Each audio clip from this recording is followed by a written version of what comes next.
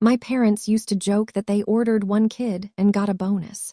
They always said it with a laugh, like it was cute, like it didn't land on me like a label I could never peel off. Elias was the blessing we prayed for, my mother would say, patting my younger brother's cheek. And then, surprise, our little extra gift showed up. I was the extra. My name is Rhea Lynn. I came first, by 7 minutes, but for as long as I can remember, it never felt that way. If you'd walked into our house growing up, a narrow 3-bedroom in a nice enough neighborhood with a cracked driveway and a rosebush that refused to die, you would have seen what everyone else saw. Family photos in coordinated outfits, trophies lined up on the shelf, a piano in the corner. You wouldn't have seen the way my father's eyes lit up only when Elias sat down to play. You wouldn't have heard the way my mother's voice softened when she said his name, but sharpened like glass when she said mine. We were both musical. That's the funny part, or maybe the tragic part. When I was 6, I learned to play by ear before I could read sheet music. I'd sit on the squeaky piano bench with my legs dangling, copying melodies I heard on TV ads. My dad walked by one day, paused, then called out, "Hey, Elle, come see this." My mom leaned in from the kitchen, drying her hands on a towel. She watched for a moment, then smiled. "At least she won't be bored," she said. "But save the good teacher for Elias when he's older. Don't waste it yet." I still remember the way that word felt. Waste. Like any extra attention on me was a misallocation of resources. By the time I turned 8, those little comments had turned into a pattern sharp enough to cut. If I got a 98 on a test, "Good. I knew you'd manage," my mother said, barely glancing up. If Elias scraped together an 85. "Honey, we're so proud of you," she told him, hugging him like he'd come back from war. When I performed Für Elise in the school recital, my dad nodded, clapped politely, and checked his watch. When Elias performed his shaky version of the same piece a year later, they brought flowers, real ones. I helped carry them into the auditorium. I didn't get any. "Don't look like that," my mother whispered when she caught my face. "You're older, Rhea. You know we love you. You don't need all this." All this. The small, simple things I was starting to understand I would never be handed. The difference wasn't dramatic. No one was throwing dishes or screaming. There were no bruises anyone could see. Just a million tiny choices that always tipped toward my brother. Music lessons, extra tutoring, new shoes instead of hand-me-downs, patience. They called him our little prodigy. They called me reliable. By middle school, I had learned something important. I could either drown under the weight of wanting things I was never going to get, or I could channel that wanting into something sharper. So I picked sharp. I practiced the piano when no one was watching, fingers moving in the blue light of the TV after everyone went to bed. I joined the school orchestra on a battered violin that used to belong to my aunt. I took every extra credit assignment. While Elias slept in on Saturdays, my parents drove him to competitions. I stayed home, did the laundry, and learned to sight read by printing free sheet music from the library. When I was 14, my guidance counselor asked what I wanted to do after high school. I told her the truth. "I want to study music theory and sound engineering," I said. "I want to compose, produce. I want to work in studios, maybe films." She raised her eyebrows, impressed. "That's specific. Do your parents know?" I hesitated. "They know about the music. They just assume Elias will be the one to pursue it seriously." She frowned. "Why would they assume that?" I shrugged. "Because he was the one they'd chosen without ever saying it out loud." That night at dinner, I brought it up anyway. "There's this arts conservatory in the city," I said, poking my fork at overcooked chicken. "Harmony State. They have a program for composition and production." I looked at their website. "Oh, I know Harmony," my dad cut in, eyes lighting up. "They have an incredible piano performance program. That'd be perfect for Elias, don't you think?" My mother nodded instantly. "We should start prepping him now. He'll need private lessons with a real professor." I pushed my plate away, appetite gone. "I was talking about me," I said quietly. "I want to apply for their composition track." They both paused. My father's fork hovered over his plate. My mother looked at me like she'd forgotten I was there. "You," she repeated, as if she'd misheard. "Yes," I said. "I've been researching. They have scholarship options and—" "Honey," she interrupted, that familiar patient tone coating her words. Be realistic. You're good, Rhea, truly. But Elias, he has something special. You're strong and practical. You'll land on your feet anywhere. My father chimed in, smiling at my brother. We only have so much we can invest, kiddo. It makes sense to put our resources where they'll pay off the most. You understand, right? You're mature. There it was. The decision made in a single dinner, delivered like a compliment. You're mature, you'll understand. Let us choose him again and again and again. In that moment, something hollowed out inside me. Not a dramatic collapse, more like a quiet excavation. Space being carved out where naive hope used to live. I didn't cry. Instead, I washed the dishes that night with my headphones in, water running hot over my scraped knuckles, and made a promise to myself. If they thought their support was some sacred currency I had to beg for, fine. I would build a life that never required it. I would show them what waste looked like when the thing they refused to invest in outgrew the container they'd tried to keep it in. Senior year came like a storm we all knew was coming. College brochures covered our kitchen table. My classmates' parents made spreadsheets and campus visit schedules and talked about FAFSA over coffee. At our house, everything felt already decided. Elias applied early decision to Harmony State's performance program. My parents paid for audition coaching, headshots, travel. They turned the living room into a makeshift recital hall for practice runs, inviting neighbors over to listen. He's going to make it, my mom said one night, eyes shining. I can feel it. This is what we've been working toward. I wanted to ask who we included exactly, since I didn't remember anyone staying up with him at 2 a.m. to help annotate scores. But I swallowed the comment like chalk and instead went to my room, where my laptop screen glowed with open tabs. Harmony State Music Technology and Composition, Financial Aid Local Community College, Recording Arts Program, National Scholarships, First Generation College Students Paid Internship. Local indie studio, looking for assistant. While my parents were pouring everything into Elia's dream, I was quietly designing a parallel track for myself. Not to compete with him.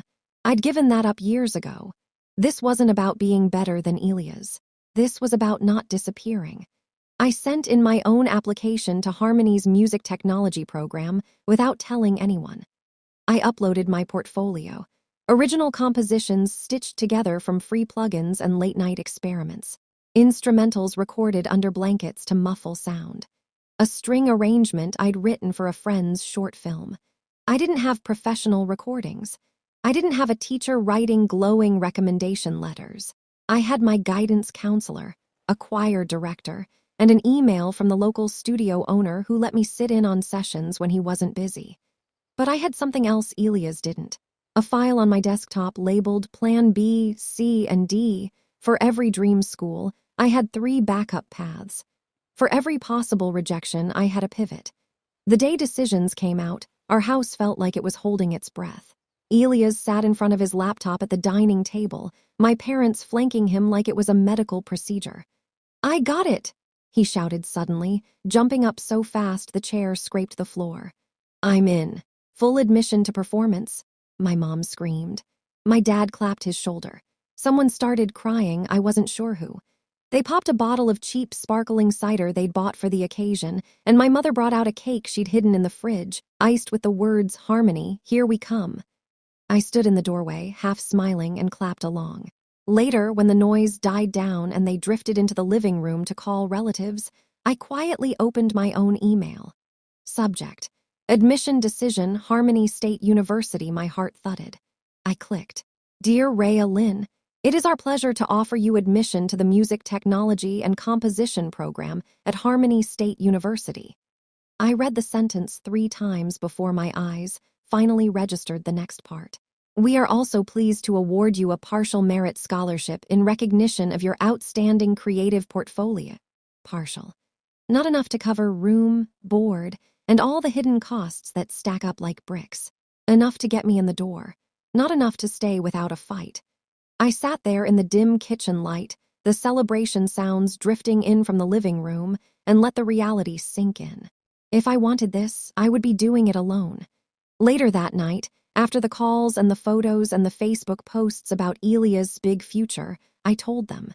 I got in too, I said, holding the printed letter in my hand. My mother blinked, as if she'd forgotten Harmony even had other programs. You did, I nodded. Music technology and composition. They offered me a merit scholarship. It's not full, but… My father exhaled, like he'd been dreading this. Honey, that's great, but we can't. We talked about this already. We can't afford to support both of you there. We're already stretching to cover Elia's tuition, even with his aid. I'm not asking you to cover everything, I said quietly. Just part of it. I can work. I can apply for more scholarships. I just need some help. He looked at my mother. She smiled that tight little smile she wore whenever she was about to say something she'd label as honest. Rhea, she said softly, we need to be practical. Elias has real potential to make a name in performance. You, she hesitated, chose her words. You're resourceful, you'll be fine anywhere. You don't need Harmony. We already decided we'd prioritize for him. He deserves this chance. And I don't. The question slipped out before I could stop it. She sighed. You're strong, you don't need the same level of support. Elias is more sensitive, he needs us. That old script again. Strength as an excuse for neglect. My father stepped in as if to soften the blow. We're not saying you don't deserve it, kiddo, but we can't split ourselves in half. You're tough. You'll figure it out. Maybe do community college for a year or two, then transfer later. You're good at making things work. I stared at them, the words forming a cold, hard line in my chest. He deserves it. You'll figure it out. My brother, who'd been quietly listening from the couch, shifted uncomfortably. Rhea, I didn't ask them to. I know, I said, cutting him off. This isn't about you. But in a way, it was. It always had been. That night, I lay awake and watched the ceiling. The house was silent, the kind of heavy silence that comes after a verdict. I thought about begging. I thought about bargaining. I thought about pointing to all the unpaid labor I'd done for this family. The kid who watched herself on sick days. The teenager who cooked, cleaned, wrote lists, remembered birthdays, fixed things. Instead, I did something else. I opened my laptop and whispered to myself, okay, fine. I accepted Harmony State's admission. Then I opened a new document and titled it, If They Won't, I Will. The first year at Harmony was a blur of motion. I didn't move into the dorms. That would have required money no one was offering. Instead, I found a room in a rundown building 3 bus transfers away. My window overlooked a brick wall and a sliver of sky. The radiator hissed like it was complaining about its own existence. By day, I went to classes that felt like stepping into the pages of the magazines I'd hidden under my bed in high school. Audio labs with walls of knobs and pulsing lights. Professors who'd worked on records I'd worshipped. Studio sessions where everyone tossed around terms like compression and parallel processing like they were talking about the weather. By night, I worked. I got a job at the campus media center, checking out cameras and microphones to students who complained about long lines. I cleaned practice rooms at 11 p.m., picking up candy wrappers and discarded sheet music. On weekends, I answered phones for a local pizza place, my headset smelling faintly of oregano and other people's arguments. Sometimes, when the schedule got really bad, I would leave my last class at 5, clock in at 6, work until 2 a.m., then grab a few hours of sleep before an 8 a.m. lab. My body learned a new rhythm. Survive now, create later. I saw Elias on campus sometimes. He floated through the halls in tailored black performance attire, always surrounded by other piano majors. They talked about master classes and recitals and professors who really believed in them. My brother's Instagram filled with photos of him on stage under warm lights, my parents in the front row, beaming. He tried at first to bridge the gap. Hey, you want to grab lunch? He'd text. Mom sent money, my treat. I wanted to say yes. I wanted to sit in a cafeteria like a normal student and not think about how many hours I'd have to work to replace what that sandwich cost. But usually I was sprinting from a mixing lab to my shift, or I was too tired to speak without my voice cracking. Can't, I'd reply. Work, rain check. Over time, the invitations came less often. Not because he stopped caring, exactly, but because lives lived on opposite schedules rarely intersect. I told my parents very little. When they called, I stuck to safe topics. Yes, classes are good. Yes, my grades are fine. No, I don't need anything. Once, during midterms, when my bank account balance dipped into the single digits, I almost broke. My debit card had been declined for groceries. I stood in the aisle, staring at the total on the screen, shame burning my face. I dialed my mother's number with shaking fingers, then hung up before it rang. Instead, I walked 2 more blocks to the campus food pantry and smiled politely at the volunteer who handed me a bag of dented cans and off-brand cereal. Strength, I reminded myself, doesn't mean never needing help. It just means knowing where to look when the people who should have helped chose not to.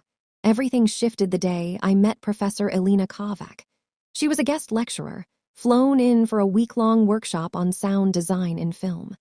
She'd worked on projects I'd obsessed over, her name buried deep in the credits that rolled too fast. The first day of her workshop, the room was packed. She stood at the front, short and sharp-eyed, hair pulled into a practical knot. Most people think sound is background, she said. They think music is decoration. They're wrong. Sound is architecture. It's structure. It holds everything up, even when you don't see it. Something about the way she said it made my throat tighten. After class, while everyone else hovered to ask about internships and industry connections, I hung back. I almost left, but that promise I'd made to myself to knock on every possible door pushed me forward. Professor Kovac, I said when the crowd thinned. She glanced up. Yes, I was suddenly aware of my thrift store jacket, my scuffed boots. I just wanted to say your lecture made me feel less insane for hearing too much all the time. One corner of her mouth lifted. That's the job, she said. Hearing what other people tune out. We talked for 10 minutes. I told her about my interest in layering found sounds into music, about the cheap recorder I carried everywhere, about the way the city's hum sounded like a symphony if you listened hard enough. Do you have work I can listen to? She asked. I froze. It's not polished. I don't have access to the good equipment outside class. It's just... She held up a hand. I didn't ask if it was polished. I asked if it exists. So I sent her a link that night. A private folder of tracks cobbled together at 3 a.m. with cheap headphones and outdated software. Pieces I'd never shown anyone because they felt too raw. To me. 2 days later, she pulled me aside after class. You're rough, she said bluntly. Your mixes are messy and your levels are inconsistent, but your ideas... She tapped the side of her head. You hear in 3 dimensions. That can't be taught. I swallowed hard. Thank you, I managed. She studied me for a moment. How many jobs do you have? Right now, I said, forcing a laugh. 3, why? You always look like you've slept in a chair, she replied. And your eyes are older than you are. I didn't know how to respond to that. Listen, she continued, softening slightly. There's a national grant program I advise for. It's for students in audio arts whose work shows unconventional promise. That's their phrase, not mine. It's substantial, enough to shift the course of a degree. I think you should apply. My heart stuttered. Me? Yes, you, she said. Unless you know another Rhea in this room. She scribbled a website on the corner of my notebook. This isn't a guarantee, she warned. It's competitive. You'll need a strong portfolio, essays, recommendations, and time, which I know you have approximately none of. But if you're as stubborn as your work suggests, you'll find a way. When I got back to my apartment that night, I opened the website. The Cantor Fellowship for Sound Innovation. Award. Full tuition coverage for remaining undergraduate years, housing stipend, and a funded summer placement at an affiliated studio. Eligibility. Demonstrated financial need, exceptional audio portfolio, faculty nomination. Deadline, 3 weeks. 3 weeks to pull off something that might change everything. I stared at the screen until the words blurred. Then I opened a new folder on my desktop and named it Cantor. The next 3 weeks broke me and rebuilt me. By day, I went to class and work. By night, I lived in the audio lab, literally, sometimes. I slept on the floor once, my hoodie balled under my head, the hum of the equipment soothing me more than any lullaby. I combed through old recordings, remixing, relayering, stitching together a portfolio that wasn't just technically competent, but honest. Tracks that sounded like crowded buses and broken dishwashers and thunderstorms against tin roofs. A piece built from the sound of my own heartbeat slowed and pitched until it felt like the pulsing of the city itself. I wrote essays that hurt to write. I wrote about growing up as the extra, about the way silence can be both suffocating and fertile, about working 3 jobs not because it made a good story, but because no one else was going to pay the bills, about how sound gave me a language I trusted more than words. Professor Kovac read my drafts and tore them apart with surgical precision. "Too vague," she circled. "Stop apologizing," she underlined. "You are not a charity case. You are an investment," she wrote in the margin. Some nights I wanted to quit. My hands shook from exhaustion. My eyes burned. I thought about calling my parents, about asking for help, for even a fraction of the money they were spending on Elia's masterclass trip to Vienna. But then I'd hear my mother's voice in my head. "You're strong. You'll figure it out." Fine, I thought. Watch me. I submitted the application 2 minutes before the portal closed. My internet had cut out twice in the final hour, and I'd nearly thrown my laptop at the wall. When the confirmation screen finally appeared, I didn't cry. I just closed my eyes and exhaled. Then I went to work a double shift at the pizza place. Months passed. Midterms blurred into recitals. Snow fell, turned gray, melted. I added another job, weekend assistant at a small studio downtown. The owner paid me in cash and leftover session time. I spent it recording more tracks for myself. The Cantor Fellowship slid to the back of my mind, filed under things too big to think about without breaking. Life settled into a lopsided balance. Then, one rainy Tuesday afternoon, I checked my email between classes and saw it. Subject: Cantor Fellowship final decision. My heart slammed against my ribs. I stood in the hallway, the chatter of students fading into a muffled hum, and clicked. "Dear Rhea, after careful consideration by our review panel, we are thrilled to inform you that you have been selected as one of this year's Cantor Fellows." The words swam. I blinked hard. "Your portfolio demonstrated exceptional creativity, technical innovation, and a unique narrative voice. The fellowship will cover your full tuition and fees for the remainder of your degree, provide a housing stipend, and include a summer placement at our partner studio in Los Angeles." I reread it 3 times. Full tuition, housing stipend, paid placement. I didn't realize I was shaking until my phone slipped in my hand. I found an empty stairwell and sat down, laughing under my breath. Not the kind of laugh people post on social media.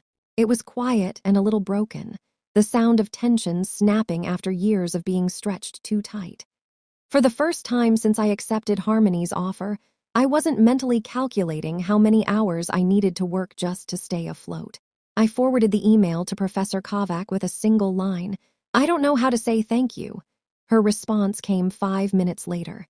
"You earned this," she wrote. "Now act like it." The official award ceremony was scheduled for the end of the year, right before graduation weekend.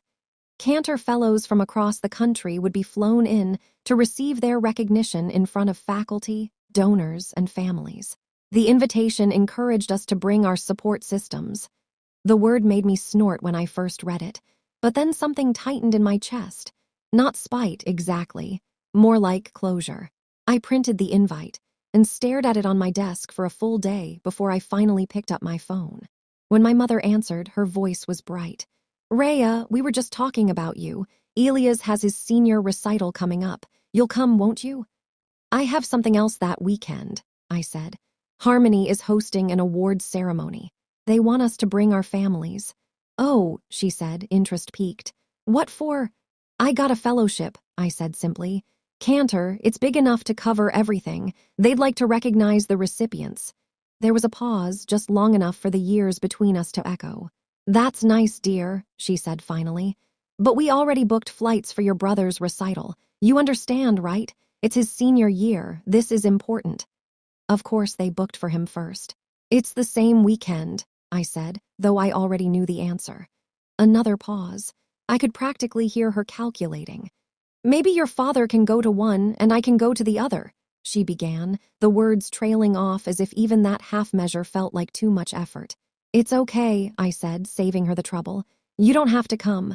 "Are you sure?" she asked, sounding relieved. "We'll celebrate when you come home. Send us pictures." "Sure," I said. "Pictures." We hung up with the usual scripted love yous. I set the phone down gently and stared at the wall. I didn't feel hurt. I felt confirmed. They had made their choice and they kept making it. Every time an opportunity arose to show up for me, they looked the other way.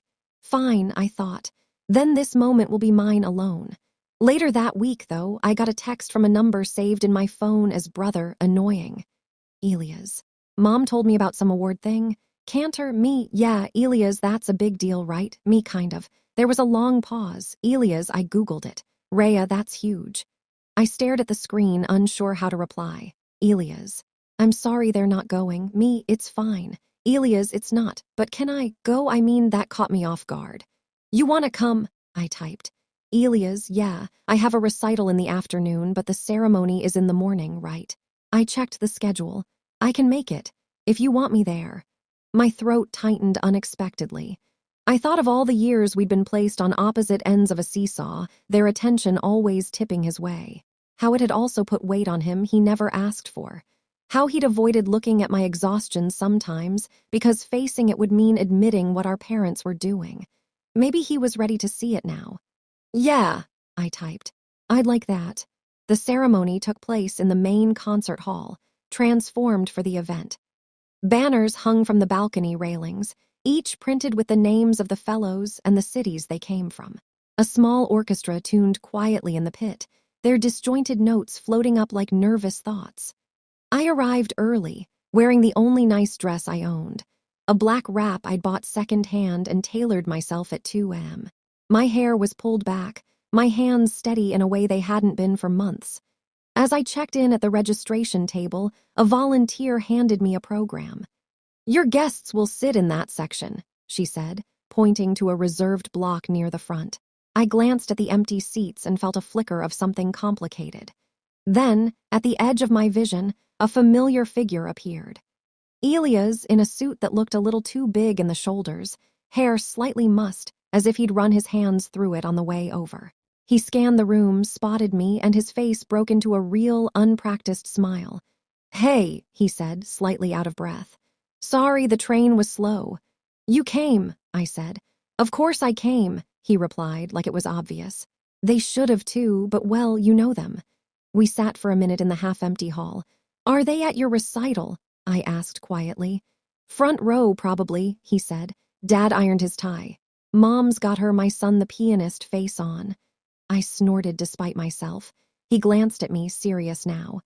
Rhea, I should have said something years ago about the way they treated you. I didn't want to rock the boat. It benefited me.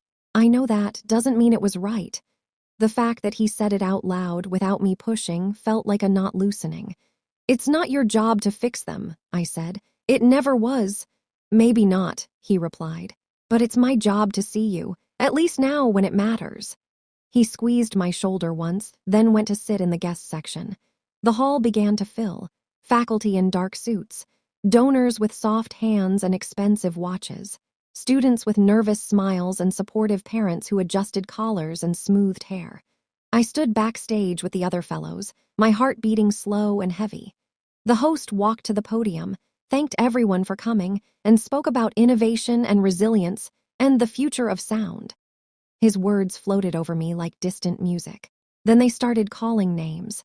One by one, fellows walked across the stage to receive their certificates, applause rising and falling in waves. Some families whooped. Some stood to take photos. The air buzzed with pride. Finally, the host cleared his throat. Our next fellow, he said, represents the very spirit of this program. She has balanced a full academic load with multiple jobs, often working late into the night in our labs. Her portfolio impressed our judges not just with technical skill, but with a distinct narrative voice, transforming everyday noise into intricate emotional landscapes. My chest tightened. Raised in a family where financial support was focused on a sibling's musical education, she nevertheless carved her own path in the audio world. Please join me in congratulating Rhea Lynn, this year's Cantor Fellow in Sound Innovation. The words washed over the hall. Raised in a family where financial support was focused on a sibling's musical education. The sentence hung in the air like a spotlight, naming what had always existed but had never been acknowledged out loud. I stepped onto the stage. The lights were bright but not blinding. I could see more than I expected. The rows of faces, the glint of cameras, the subtle shifts in posture. I saw a donor nod appreciatively, a professor smile, a classmate grin. I saw Elias in the guest section, sitting very still, jaw set, eyes wet. I also saw on the edge of the aisle two familiar figures, my parents.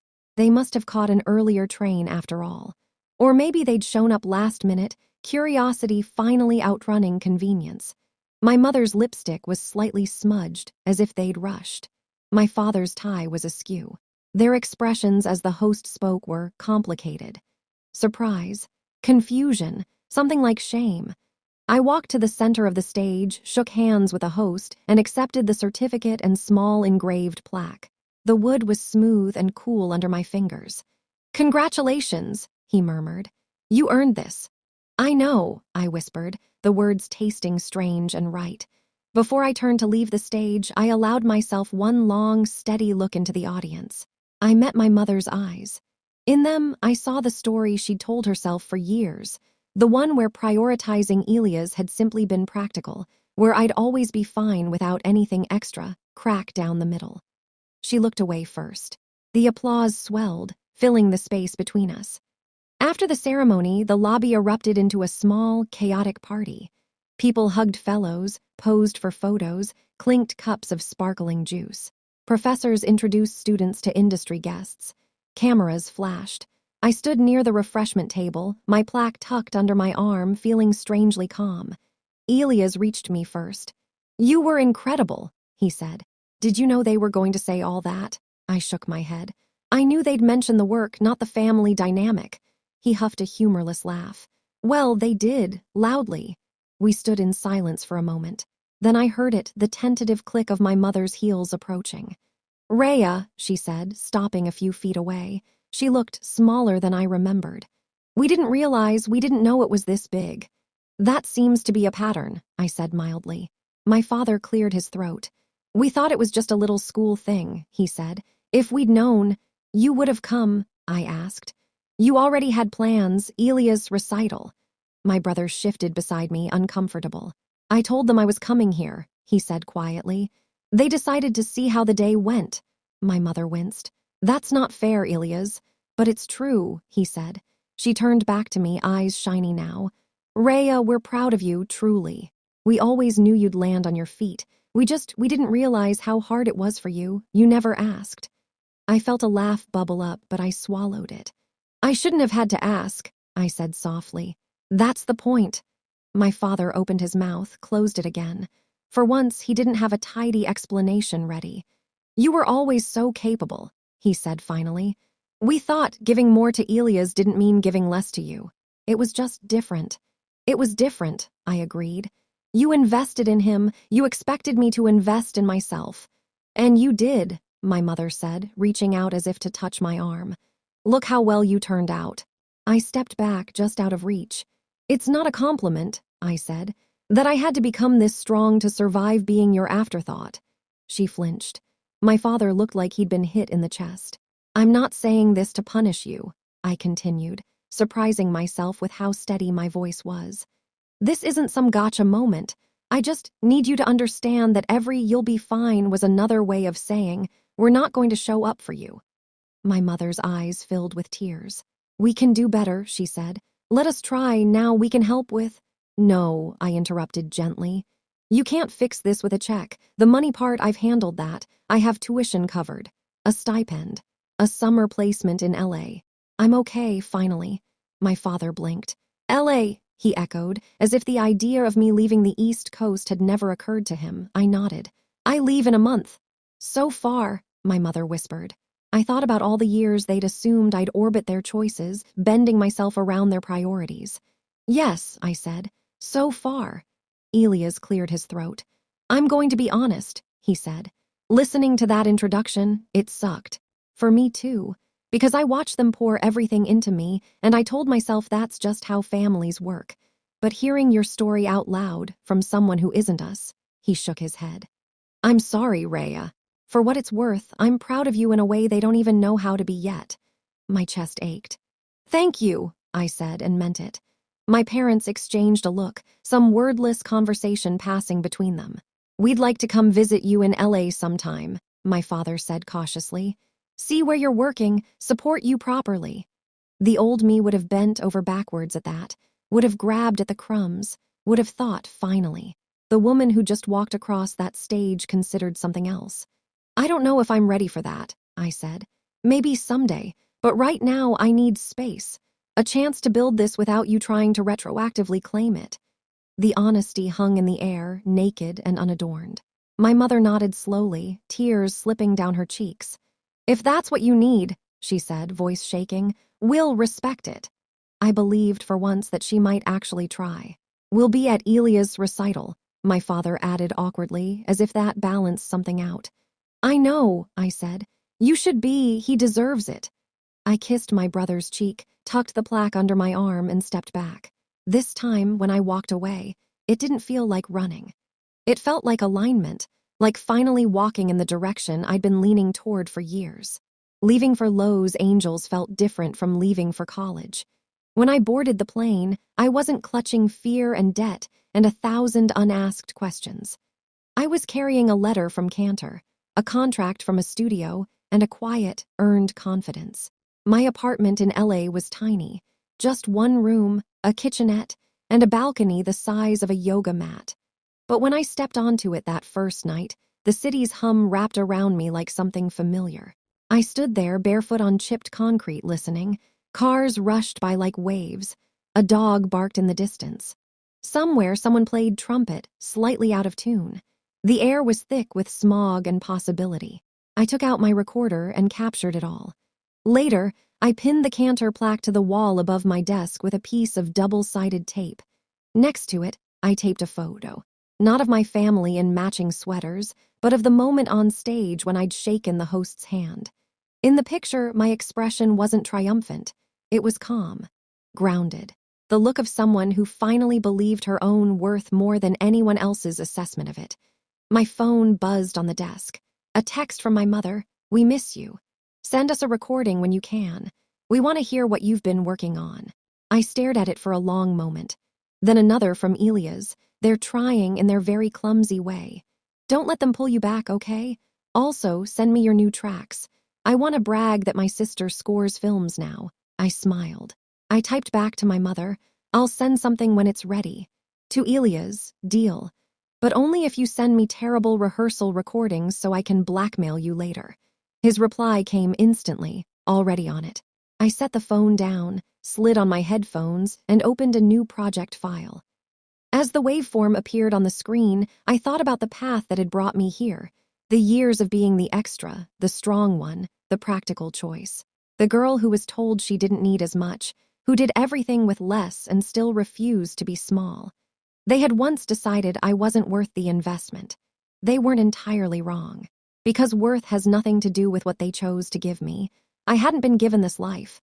I had built it, note by note, shift by shift, silence by silence. Sometimes revenge isn't slamming a door or shouting in a crowded room. It isn't ruining someone's reputation or crafting a grand public takedown. Sometimes revenge is walking onto a stage alone, under your own light, and letting the world see what they tried their best to overlook. Sometimes it's moving across the country and filling a tiny apartment with sounds no one else believed you'd ever get to create. Sometimes it's as simple and as powerful as this. Living a life so fully your own that the people who underestimated you have no choice but to watch from a distance as you become someone they can't take credit for. If you've ever been the strong one, the extra, the kid who was told you'd figure it out while someone else got the safety net, I hope you know this. You were never a waste. You were the whole story they were too short-sighted to read. And the best part, you're the one holding the pen.